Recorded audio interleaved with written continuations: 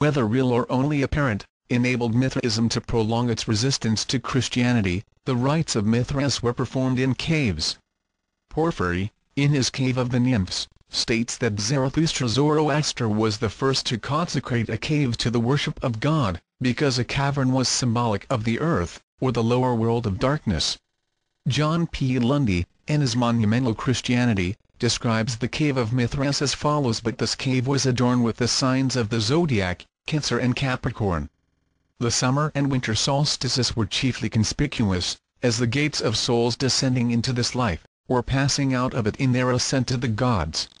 Cancer being the gate of descent, and Capricorn of ascent. These are the two avenues of the immortals passing up and down from earth to heaven, and from heaven to earth. The so-called Chair of St. Peter, in Rome, was believed to have been used in one of the pagan mysteries, possibly that of Mithras, in whose subterranean grottos the votaries of the Christian mysteries met in the early days of their faith. In Anacalypsis, Godfrey Higgins writes that in 1662, while cleaning this sacred chair of Bar Jonas, the 12 labors of Hercules were discovered upon it, and that later the French discovered upon the same chair the Mohammedan Confession of Faith, written in Arabic. Initiation into the rites of Mithras, like initiation into many other ancient schools of philosophy, apparently consisted of 3 important degrees. Preparation for these degrees consisted of self-purification, the building up of the intellectual powers, and the control of the animal nature. In the first degree the candidate was given a crown upon the point of a sword and instructed in the mysteries of Mithras' hidden power. Probably he was taught that the golden crown represented his own spiritual nature, which must be objectified and unfolded before he could truly glorify Mithras. For Mithras was his own soul, standing as mediator between Ormuzd, his spirit, and Ahriman, his animal nature. In the second degree he was given the armor of intelligence and purity and sent into the darkness of subterranean pits to fight the beasts of lust, passion, and degeneracy. In the third degree he was given a cape, upon which were drawn or woven the signs of the zodiac and other astronomical symbols. After his initiations were over, he was hailed as one who had risen from the dead, was instructed in the secret teachings of the Persian mystics, and became a full-fledged member of the order. Candidates who successfully passed the Mithraic initiations were called lions and were marked upon their foreheads with the Egyptian cross. Mithras himself is often pictured with the head of a lion and 2 pairs of wings.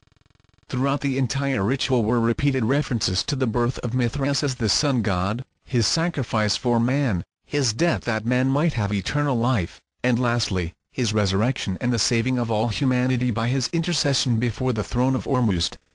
See Hecathon.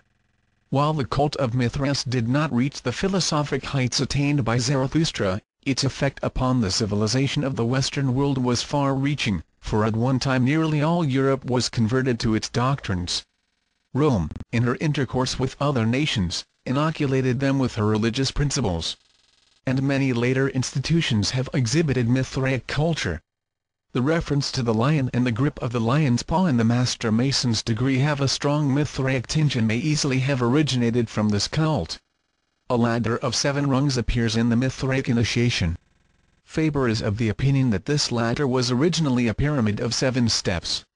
It is possible that the Masonic ladder with 7 rungs had its origin in this Mithraic symbol. Women were never permitted to enter the Mithraic order, but children of the male sex were initiates long before they reached maturity. The refusal to permit women to join the Masonic order may be based on the esoteric reason given in the secret instructions of the Mithraics. This cult is another excellent example of those secret societies whose legends are largely symbolic representations of the sun and his journey through the houses of the heavens.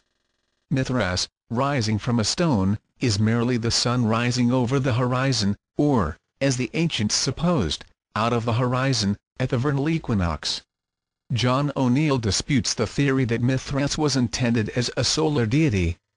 In The Night of the Gods he writes, the Avestan Mithra, the Yazata of light, has 10,000 eyes, high, with full knowledge Perthuvadana, strong, sleepless and ever awake Jagharvalyam. The supreme god Ahura Mazda also has 1 eye, or else it is said that with his eyes, the sun, moon and stars, he sees everything. The theory that Mithra was originally a title of the supreme heavens god, putting the sun out of court, is the only one that answers all requirements. It will be evident that here we have origins in abundance for the Freemason's eye and its nunquam dormio. The reader must nor confuse the Persian Mithra with the Vedic Mitra.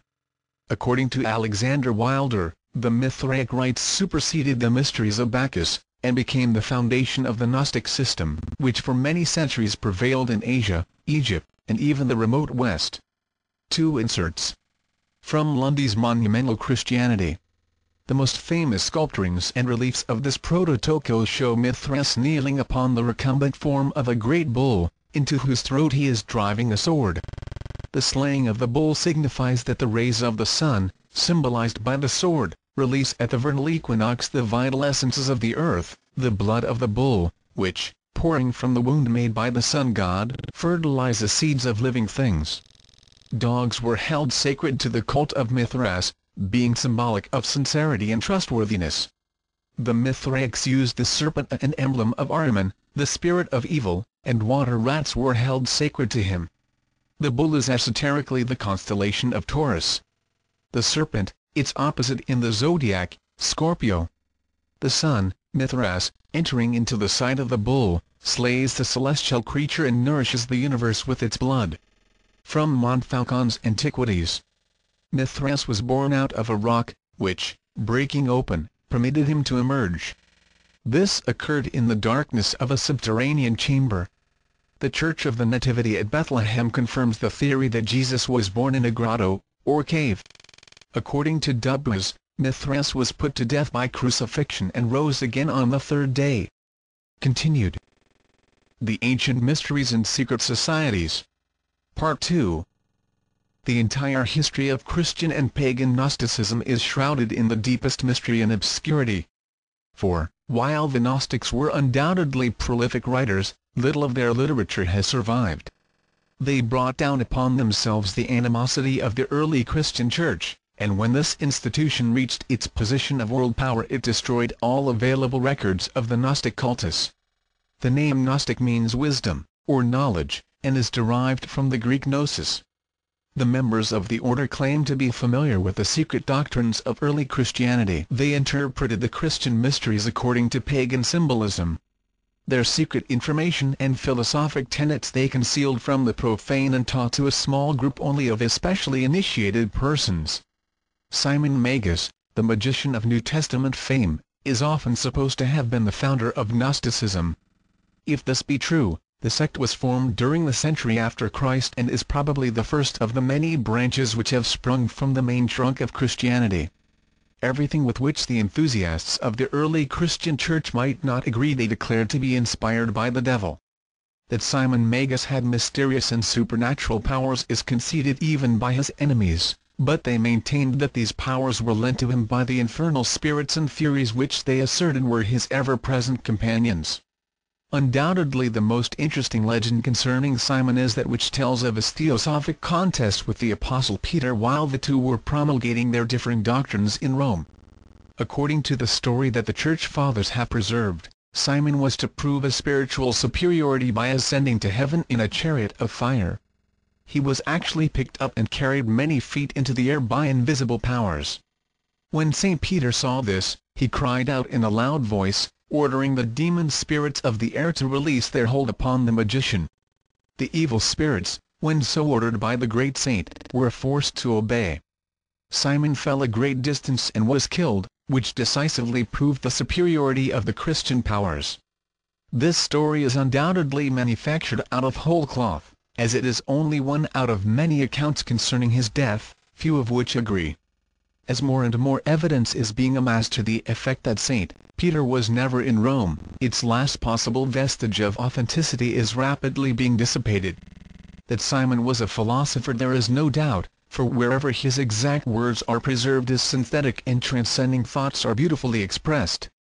The principles of Gnosticism are well described in the following verbatim statement by him, supposed to have been preserved by Hippolytus to you, therefore, I say what I say, and write what I write.